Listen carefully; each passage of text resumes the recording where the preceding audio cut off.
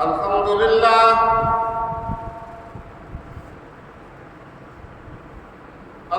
لله نحمده ونستعينه ونستغفره ونؤمن به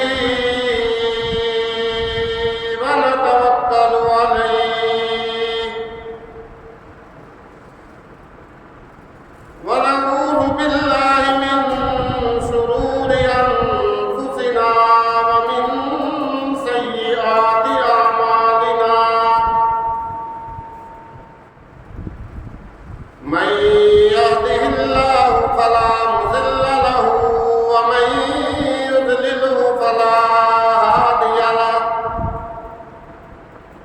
ونشهد أن لا إله إلا الله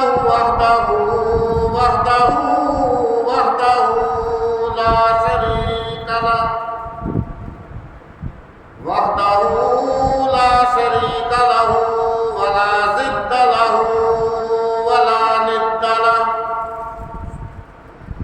وحده لا شريك له ولا مثل له ولا مثال له ولا تمثيل له ونشهد أن سيدنا وسندنا وحبيبنا وحبيب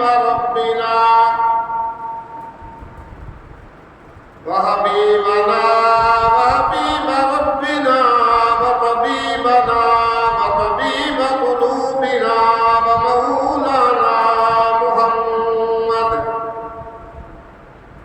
ومولانا ومرشدنا وهادينا محمدا عبده ورسوله أرسله الله إلى كافة للناس بشيرا ونذيرا وداعيا إلى الله بإذنه وسراجا منيرا يا أيها النبي إنا أرسلناك شاهدا ومبشرا ونذيرا أما بعد فأعوذ بالله السميع العليم من الشيطان الرجيم بسم الله الرحمن الرحيم وإذ بوأنا لإبراهيم مكان البيت ألا تشرك بي شيئا وطهر بيتي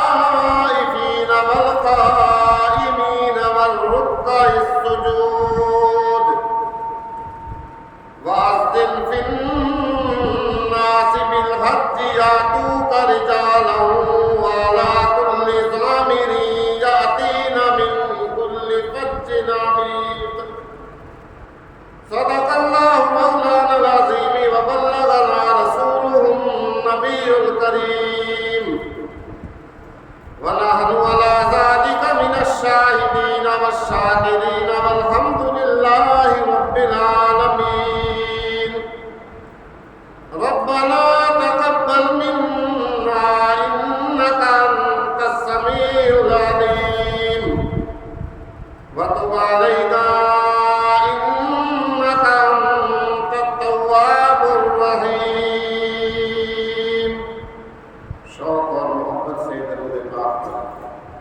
اللهم صل على محمد وعلى آل محمد كما صليت على إبراهيم وعلى آل إبراهيم إنك حميد مجيد اللهم بارك على محمد وعلى آل محمد كما باركت على إبراهيم وعلى آل إبراهيم إنك حميد مجيد هو الحبيب الذي ترجى شفاعته لكل هول من الأهوال مقتحم يا رب صل وسلم دائما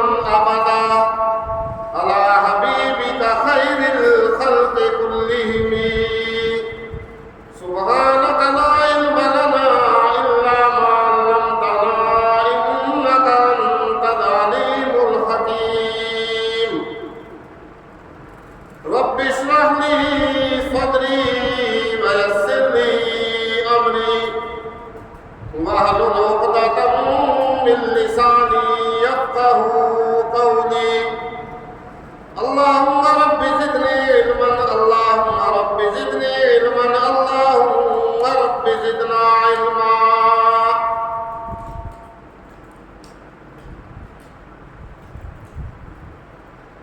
گرامی قدر صدر وقار انتہائی واجب الاحترام بزرگوں دوستوں عزیز طلباء کرام،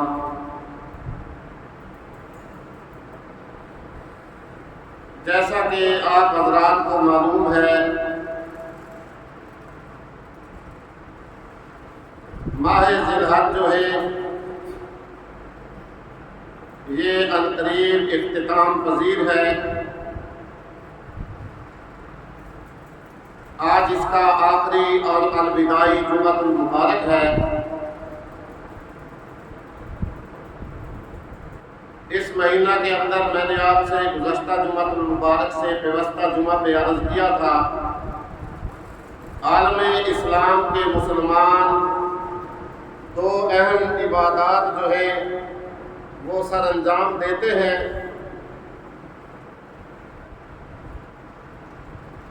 ایک حجۃ الوداع کی، ایک حج کی اہم عبادت سر انجام دیتے ہیں،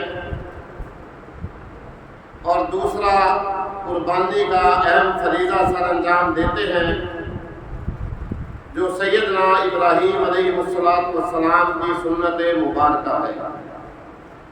اللہ رب العزت کی بارگاہ میں انتہائی عاجزانہ درخواست ہے، گزارش ہے کہ اللہ حج پہ جانے والوں کا حج بھی قبول فرمائے اور قربانی کرنے والوں کی قربانی بھی قبول فرمائے۔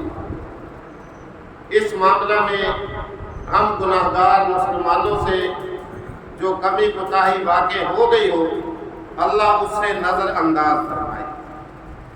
اللہ کا قرآن فرماتا ہے لَن يَنَالَ اللَّهَ لُحُومُهَا وَلَا دِمَاؤُهَا وَلَٰكِن يَنَالُهُ التَّقْوَىٰ کہ اے لوگوں، جو تم اللہ کے راستے میں قربانیوں کا خون بہاتے ہو، نہ تو اللہ کو ان کا خون پہنچتا ہے نہ ان کا گوشت پہنچتا ہے۔ اصل جو چیز ہے جو اللہ کے ہاں قابل قبول، پسندیدہ اور محبوب چیز ہے، وَلَٰكِن يَنَالُهُ التَّقْوَىٰ، وہ انسان کا، مسلمان آدمی کا دل سے جو تقویٰ ہوتا ہے، پرہیزگاری ہوتی ہے، خوف الہی ہوتی ہے، خشیت الہی، اصل میں وہ چیز اللہ کے ہاں پہنچنے والی ہے۔ تو قربانی کے اندر اخلاص نیت اور تقویٰ جو ہے، پرہیزگاری جو ہے، یہ کیا ہے؟ سب سے پہلی اور بنیادی شرط ہے۔ بہرحال جو آیت مبارکہ میں نے آپ حضرات کے سامنے تلاوت کی ہے، یہ سورۃ الحج ہی کی آیت ہے۔ قرآن کی سورت ہے، 17ویں سپارے میں سورۃ الحج، اس کی آیت مبارکہ میں نے آپ حضرات کے سامنے تلاوت کی ہے۔ ان کے اندر اللہ رب العزت نے سیدنا ابراہیم علیہ السلام کو اپنا گھر بیت اللہ شریف آباد کرنے کا، تعمیر کرنے کا حکم ارشاد فرمایا۔ ابراہیم علیہ السلام کا وہ واقعہ، وہ وقت یاد کرو جب اللہ رب العزت نے انہیں حکم فرمایا تھا کہ اے ابراہیم، اپنے یہ چھوٹے سے دودھ پیتے بچے، شیرخوار بچے اسماعیل اور اس کی والدہ کو جاؤ فلاں جگہ پہ جہاں مجھے بیت اللہ شریف کا آباد کرنا مقصود ہے، وہاں جا کر کے چھوڑ آؤ۔ سیدنا ابراہیم علیہ السلام ماں بیٹے دونوں کو وہاں جا کر کے چھوڑ آئے۔ تھوڑا سا ایک کھجوروں کی تھیلی، ایک پانی کا مشکیزہ جو تھا وہ پاس رکھ دیا۔ کچھ دن گزرے، وہ بھی ختم ہو گیا۔ پھر بیٹے اسماعیل علیہ السلام نے پانی کی پیاس میں، ماں کے پستانوں میں دودھ بھی ختم ہو گیا، چیخنا چلانا شروع کیا۔ ماں نے ان کو کہیں سے پانی کی تلاش کرنے کے لیے 7 چکر صفا کے لگائے، 7 مروہ کے لگائے۔ بلاخر بات میں مختصر کروں گا، یہ پہلے باتیں ساری سنی سنائی ہوتی ہیں۔ تو سیدنا اسماعیل علیہ السلام نے روتے ہوئے، بلبلاتے ہوئے وہاں اپنی زمین کے اوپر ایڑیاں رگڑی، معصوم سی پیاری پیاری چھوٹی چھوٹی سی ایڑیاں رگڑی۔ تو اللہ رب العزت نے ان کا یہ ایڑیاں رگڑنا اتنا پسند آیا، اتنا محبوب لگا کہ اللہ نے وہاں پانی کا چشمہ جاری فرما دیا۔ مائی ہاجرہ واپس آئی، آ کے دیکھا کہ بیٹے اسماعیل کے ایڑیاں رگڑنے سے پانی کا چشمہ جاری ہو گیا۔ پانی نے جوش مارنا شروع کیا، پانی آس پاس پھیلنا شروع ہو گیا۔ تو وہاں مائی ہاجرہ نے لفظ بولے، لفظ کیا؟ زم زم، جس کا معنی عربی کے اندر کیا ہوتا ہے؟ ٹھہر جا، رک جا۔ یہ زمزم، یہ جملے مائی ہاجرہ نے وہاں پہ بولے، ارشاد فرمائے اللہ رب العزت کو اتنا پسند آیا یہ بولنا کہ قیامت تک اس پانی کا نام ہی زمزم پڑ گیا، زمزم۔ آج بھی جو حاجی آتا ہے، عمرہ کر کے جو آدمی آتا ہے، وہ زمزم کا پانی ساتھ لے کے آتا ہے، تحفہ کے طور پہ، ہدیہ کے طور پہ۔ جو لوگ انہیں ملنے جاتے ہیں انہیں وہ تھوڑا تھوڑا پانی پلایا جاتا ہے۔ وہ چشمہ جاری ہو گیا، وہاں دیکھ کر کے پانی کو پرندے آ گئے۔ کچھ دنوں کے بعد قافلوں نے آنا شروع کر دیا۔ بڑی لمبی تاریخ ہے پھر یہاں کی، مقصد کی بات بس میں بیان کرتا جاؤں گا۔ آ گئے، کچھ دن گزرے، پھر وہ قربانی والا واقعہ بھی پیش آیا، اور اس کے بعد اللہ رب العزت نے سیدنا ابراہیم علیہ السلام کو بیت اللہ شریف تعمیر کرنے کا حکم ارشاد فرمایا کہ ابراہیم اب جاؤ، جہاں ماں اور بیٹا کو چھوڑ کے آئے تھے نا، وہاں میرا گھر بیت اللہ شریف جا کر کے کیا کرو؟ تعمیر کرو۔ اصل میں خانہ کعبہ کی تعمیر جو ہے یہ مختلف اوقات میں ہوتی آئی ہے۔ سب سے پہلے تعمیر جو ہے کئی فرشتوں نے کی، پھر آدم علیہ السلام کا دور آ گیا، پھر نوح علیہ السلام کے دور میں وہ جب طوفان نوح آیا تو اس کے اندر بیت اللہ شریف کی وہ تعمیر سابقہ جو تھی وہ باقی نہ رہی، بلکہ اس ٹیلا سا اور نشان سے باقی رہ گئے تھے۔ بات مختصر، ابراہیم علیہ السلام گاہے بتائے سیدنا اسماعیل علیہ السلام کی خبر لینے کے لیے وہاں تشریف لے جاتے۔ ایک دن اسی طرح جب اللہ نے حکم فرمایا تو حسب معمول وہاں تشریف لے گئے، جا کر کے دیکھا کہ بیٹا اسماعیل علیہ السلام ایک درخت کے نیچے بیٹھا ہوا تیر بنا رہا ہے، تیر۔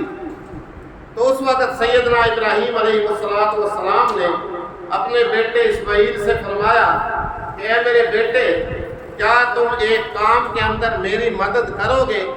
تو سیدنا اسماعیل علیہ السلام نے بسر و سجود تسلیم، سر تسلیم خم کر دیا اور عرض کی کہ ہاں بجی ضرور میں مدد کروں گا۔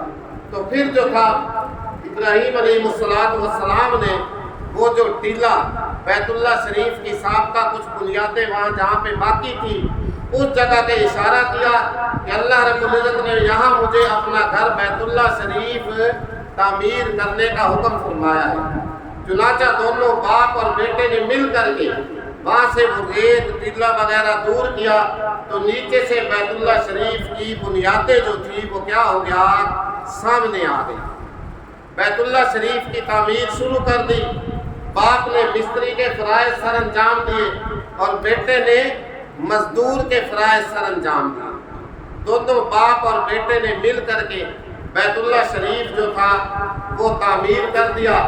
بیت اللہ شریف کی تعمیر، وہ مقام ابراہیم جہاں وہ پتھر آج بھی رکھا ہوا ہے جس کا نام کیا ہے؟ مقام ابراہیم۔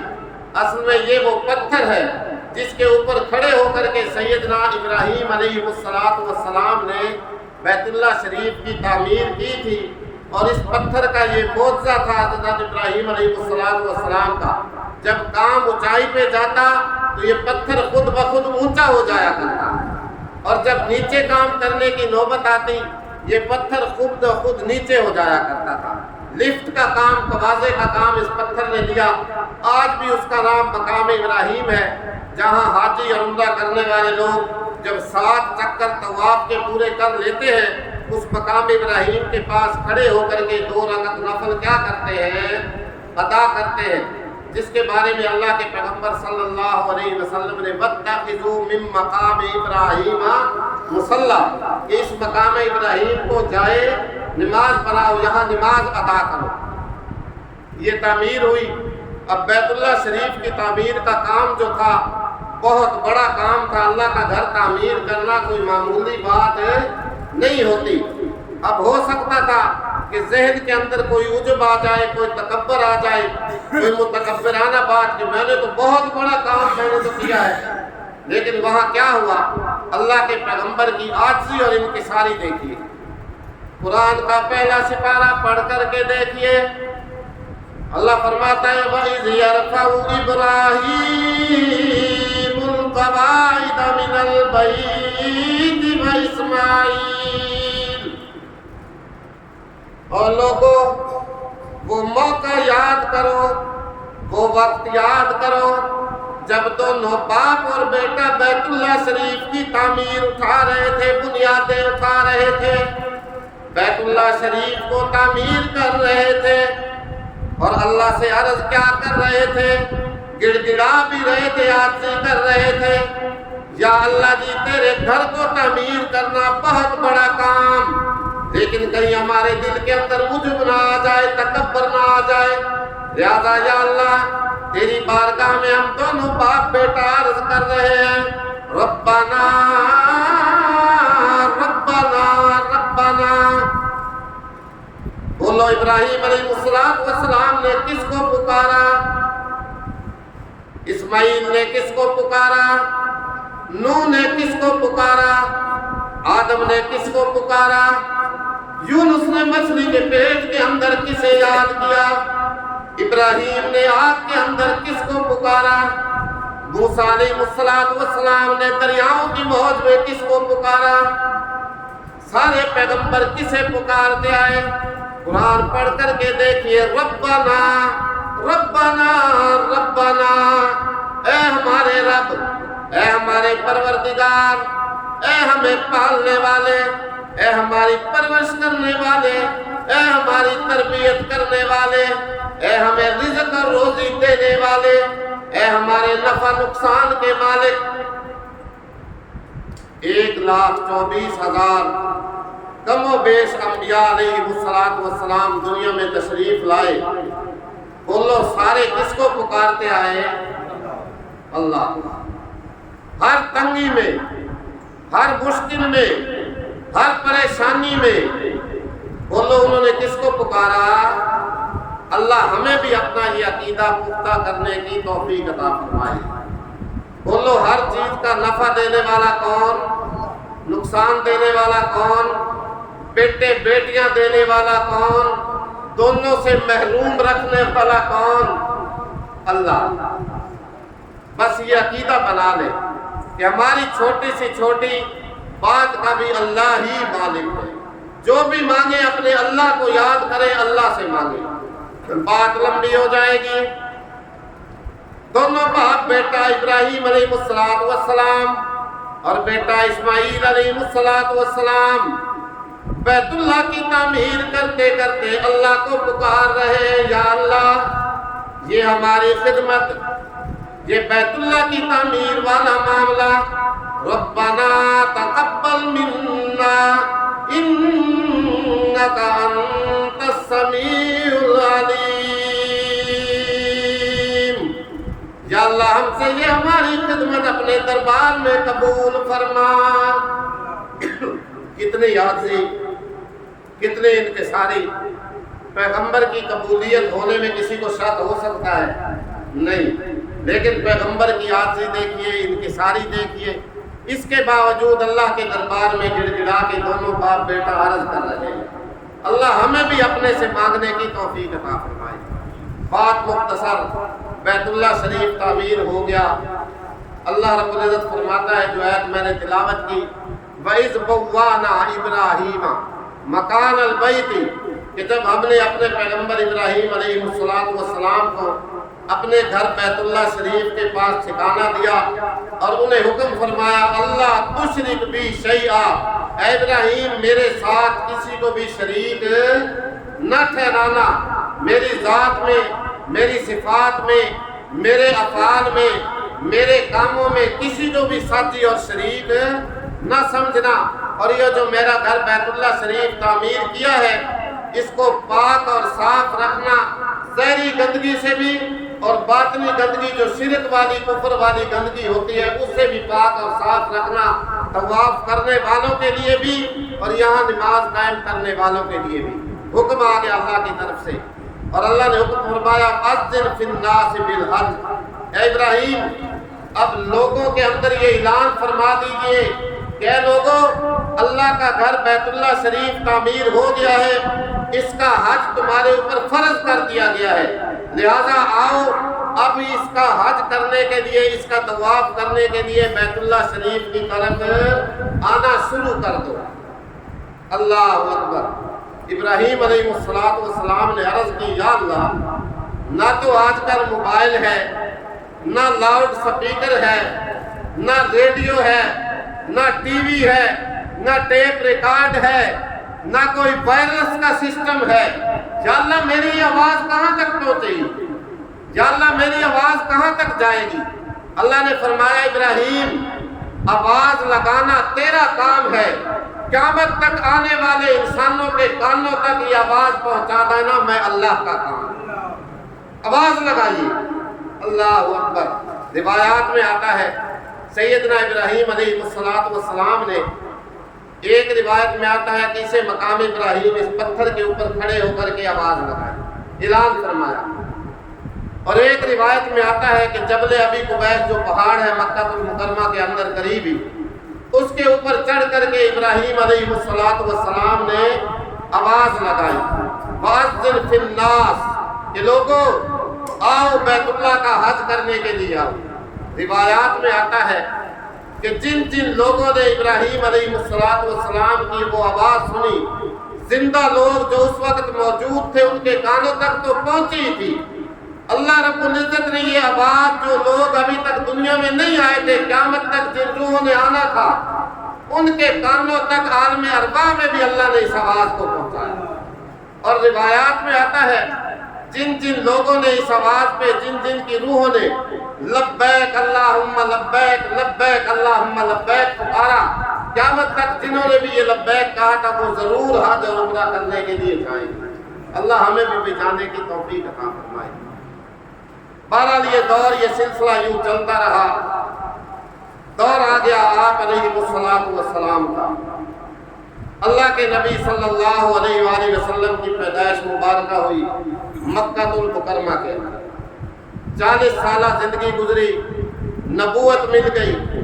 نبوت ملنے کے بعد 13 سالہ زندگی اللہ کے نبی صلی اللہ علیہ وسلم نے مکہ المکرمہ کے اندر گزاری۔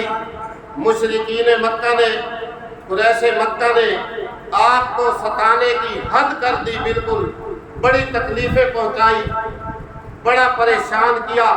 اللہ کا نبی راستہ گزرتا ہے کانٹے بچھا دیے جاتے ہیں، نماز پڑھتا ہے سجدہ میں جاتا ہے اوجڑی اوپر لا کے رکھ دی جاتی ہے۔ کوئی دنیا کی ایسی تکلیف نہیں تھی جو اللہ کے نبی صلی اللہ علیہ وسلم کو پہنچائی گئی، حتیٰ کہ آپ کو بیت اللہ شریف مکہ المکرمہ چھوڑ کر کے جانے پہ بھی مجبور کر دیا گیا۔ آپ علیہ السلام ہجرت فرما کر کے مدینہ طیبہ تشریف لے گئے۔ بات مختصر، سن 6 ہجری ہوئی، ہجرت کے 6 سال، اللہ کے نبی صلی اللہ علیہ وسلم کو بیت اللہ شریف سے بڑی محبت تھی، انتہائی عقیدت تھی، بڑا ہی محبوب تھا بیت اللہ شریف۔ جاتے جاتے بھی ایک نظر ڈالی اور فرمایا اے بیت اللہ، میرا دل تو نہیں تھا کہ میں تجھے چھوڑ کر کے جاؤں، لیکن یہاں کے رہنے والے لوگوں نے مجھے تجھے چھوڑنے پہ مجبور کر دیا، اس لیے مجبور ہو کر کے میں تجھے چھوڑ کے جا رہا ہوں۔ دل میں بڑا قلق تھا، بڑی عقیدت تھی، بڑی محبت تھی۔ ہجرت کا 6 سال ہوا، اللہ کے نبی صلی اللہ علیہ وآلہ وسلم نے خواب دیکھا، خواب جس کے اندر آپ کو دکھلایا گیا کہ آپ علیہ السلام عمرہ کرنے کی غرض سے مکہ المکرمہ بیت اللہ شریف تشریف لے گئے اور وہاں جا کر کے عمرہ کیا اور حلق کرایا، بال بھی منڈوائے، بال بھی کتروائے۔ یہ خواب اللہ کے نبی کو آیا۔ اور انبیاء علیہ السلام کا خواب جو ہوتا ہے وہ کیا ہوتا ہے؟ وہی ہوتا ہے، اس میں کوئی شک نہیں، کوئی دو رائے نہیں ہے۔ ہمارا اہل سنت والجماعت کا یہ متفقہ اور اجماعی عقیدہ ہے کہ انبیاء علیہم کا خواب جو ہوتا ہے وہ کیا ہوتا ہے؟ وہی ہوتا ہے۔ چنانچہ اللہ کے نبی صلی اللہ علیہ وسلم نے اس اپنے خواب کا تذکرہ صحابہ کرام رضوان اللہ تعالی علیہم اجمعین کے سامنے فرمایا۔ صحابہ کا شوق بڑا، اشتیاق بڑا۔ اب اس کے اندر یہ نہیں دکھلایا گیا تھا کہ کس مہینہ کے لیے اندر عمرہ کے لیے آپ تشریف لے رہے، نہیں، صحابہ کا شوق بڑھ گیا۔ بات مختصر، صحابہ کرام نے عمرہ پہ جانے کی تیاری شروع کر دی۔ بالآخر ایک بہت بڑی جماعت جو تھی صحابہ کی وہ تیار ہو گئی۔ روایات میں آتا ہے، صحابہ رضی اللہ تعالی عنہ فرماتے ہیں کہ ہماری تعداد کتنی تھی؟ 1400 صحابہ اللہ کے نبی صلی اللہ علیہ وسلم کے ساتھ عمرہ کی غرض سے تشریف لے جا رہے ہیں۔ جاتے جاتے حرم مکہ کے قریب ایک جگہ ہے حدیبیہ، وہاں پہ جا کر کے اللہ کے نبی صلی اللہ علیہ وسلم کو روک دیا گیا۔ قریش مکہ کو جب پتہ چلا کہ محمد جو ہے وہ آ رہا ہے، اتنی صحابہ کی نفری ساتھ ہے، وہ بھی ادھر سے جنگ کے ارادہ کے لیے تیار ہو گئے۔ لیکن اللہ کے نبی صلی اللہ علیہ وسلم نے صحابہ سے مشورہ کیا اور اس کے بعد عمر فاروق رضی اللہ تعالیٰ عنہ سے فرمایا، عمر جاؤ، جا کر کے ان لوگوں کو بتاؤ کہ ہم جنگ کے ارادہ سے نہیں آ رہے ہیں، ہمارا ارادہ عمرہ کرنے کا ہے۔ لیکن عمر فاروق رضی اللہ تعالیٰ عنہ نے عرض کی، یا رسول اللہ صلی اللہ علیہ وسلم، مکہ المکرمہ والے قریش مکہ میرے تو پہلے ہی جانی دشمن ہے، آپ کو پتہ ہے، لیکن میں آپ کو ایک ایسے شخص کے بارے میں بتلاتا ہوں کہ جن کی قریش مکہ مشرکین مکہ بھی دل و جان سے عزت کرتے ہیں، احترام کرتے ہیں۔ تو عمر فاروق رضی اللہ تعالی عنہ نے سیدنا عثمان بن عفان رضی اللہ تعالی عنہ کا نام پیش کیا۔ یہ ذی الحج 18 ذی الحج جو گزری ہے، میں پچھلا جمعہ طبیعت خراب تھی، پڑھا نہیں سکا، اس جمعہ پہ یہ بیان کرنا تھا۔ 18 ذی الحج جو تاریخ ہے، یہ سیدنا عثمان بن عفان رضی اللہ تعالی عنہ کی شہادت کا دن ہے۔ تو آپ صلی اللہ علیہ وسلم نے حضرت عثمان رضی اللہ تعالی عنہ کو یہ پیغام دے کے بھیجا۔ عثمان وہاں پیغام لے کے چلے گئے۔ قریش مکہ مشرکین مکہ کہنے لگے، عثمان تم جب چاہو بیت اللہ کا طواف کر سکتے ہو، عمرہ کر سکتے ہو، لیکن تمہارے نبی محمد کو یہاں آنے کی اجازت نہیں ہے۔ لیکن عثمان نے عرض کی کہ ٹھیک ہے، مکان تو ہے لیکن مکین نہیں ہے، اس لیے میں کبھی بھی اکیلا عمرہ کرنے کے لیے تیار نہیں ہوں۔ بہرحال حضرت عثمان کو 3 دن 4 دن وہاں روک دیا گیا، اور ادھر خبر یہ مشہور ہو گئی کہ حضرت عثمان رضی اللہ تعالی عنہ کو شہید کر دیا گیا۔ لیکن اللہ کے نبی چونکہ عالم الغیب نہیں ہے، صحابہ کہہ رہے تھے کہ عثمان تو بڑے مزے میں ہوگا، طواف کر رہا ہوگا، لیکن اللہ کے نبی کو اس بات کا پتہ نہیں ہے۔ خبر مشہور ہو گئی۔ جب خبر مشہور ہوئی، صحابہ سے مشورہ ہوا، چنانچہ اللہ کے نبی صلی اللہ علیہ وآلہ وسلم نے وہاں صحابہ کرام سے حضرت عثمان کا خون کا بدلہ لینے کے لیے بیعت لی، بیعت جس کا قرآن ذکر فرماتا ہے۔ 26واں سپارہ سورۃ الفتح 9واں اور 10واں رکوع اٹھا کر کے دیکھیے اس بیعت کا، اس کے اندر کیا ہے، ذکر ہے کہ اللہ کے نبی نے 1400 صحابہ کرام سے، کیکر کا درخت ہے، ببول کا درخت ہے، اس کے نیچے بیٹھے ہوئے ہیں، اور اللہ کے نبی نے یوں اپنا ہاتھ مبارک کیا، اللہ اکبر، 1400 صحابہ کرام نے اس ہاتھ پہ بیعت کی۔ سب سے اوپر اللہ کے نبی نے اپنا ہاتھ رکھا کہ عثمان کے خون کا بدلہ لینے کے لیے میں محمد بھی آج بیعت کرتا ہوں۔ رحمت الہی جوش کے اندر آئی، اللہ کا قرآن پڑھی، اللہ فرماتا ہے ان الذین یبایعونک انما یبایعون اللہ۔ اے میرے پیغمبر محمد الرسول اللہ صلی اللہ علیہ وسلم، بے شک وہ لوگ جب آپ کے ہاتھ پہ بیعت کر رہے تھے، وہ آپ کے ساتھ نہیں بلکہ اصل میں اللہ کے ہاتھ پہ بیعت کر رہے تھے۔ لیکن اللہ نے فرمایا میں کیوں پیچھے رہوں؟ یداللہ فوق ایدیہم، سب کے ہاتھوں کے اوپر اس بیت کے اندر میں اللہ کا ہاتھ، میں کس کا ہاتھ؟ اللہ کا ہاتھ۔ لیکن ایک بات یاد رکھنا، اللہ ہمارے جیسے ہاتھ پاؤں سے پاک ہے، بس جو اس کی شایان شان ہے، یہ ہمیں عقیدہ رکھنا ضروری ہے۔ یہ نہیں کہ اللہ کا ہاتھ تو اتنا بڑا ہوگا پھر سارے آسمانوں پہ زمین پہ پورا آ گیا ہوگا، نہیں، یہ بات نہیں ہے۔ وہ اس قسم کے ہاتھوں اور پاؤں سے پاک ہے جو اس کی شایان شان ہے۔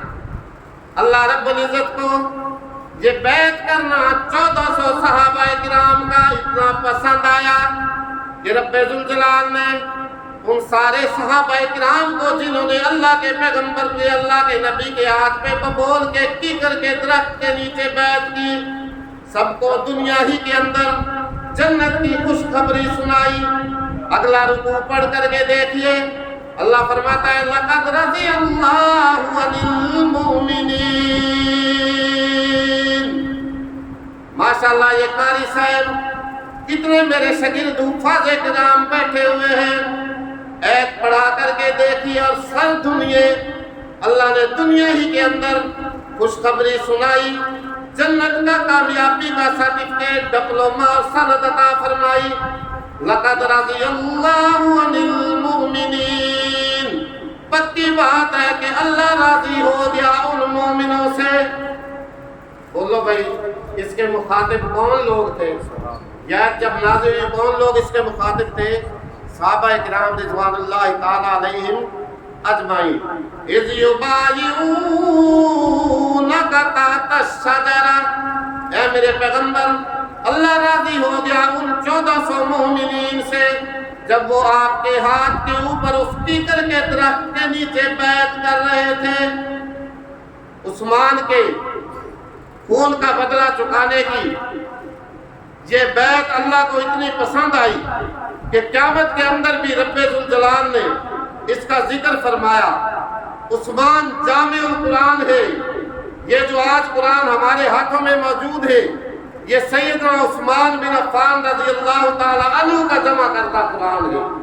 اور جب اس کو شہید کیا گیا، اس شخص کو قرآن کی تلاوت کر رہے ہیں، سب سے پہلا خون کا قطرہ، پہلا سپارہ، اس کا آخری صفحہ جس کے اندر یہ آیت آتی ہے فَسَيَكْفِيكَهُمُ اللَّهُ وَهُوَ السَّمِيعُ الْعَلِيمُ، اے عثمان گھبرانے کی ضرورت نہیں ہے، ان قریب اللہ ان دشمنوں سے تیری کفایت کرے گا۔